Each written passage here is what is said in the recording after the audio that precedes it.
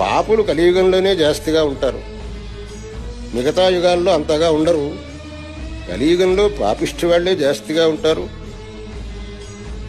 కానీ ఇటువంటి పాపిష్టి యుగంలో ఒక మంచి ఏమిటి అని అంటే, ఇక్కడ భగవన్నామకీర్తనం వల్లనే శ్రేయస్సును పొందటానికి అవకాశం ఉన్నది.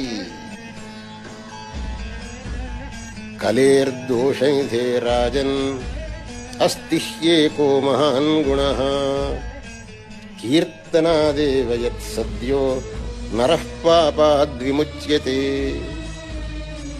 సమస్త దోషములకు ఈ కలియుగం నిధి ఆకరం అవును. అయినప్పటికీ ఇక్కడ ఒక గుణం ఏమిటి అనంటే, కీర్తనాదేవ యత్సద్యః నరః పాపాద్విముచ్యతే. కేవలం ఆ భగవన్నామ కీర్తనం వల్లనే ఇక్కడ మనుష్యుడు సకల పాపములను పరిహరించుకొనగలుగుతాడు.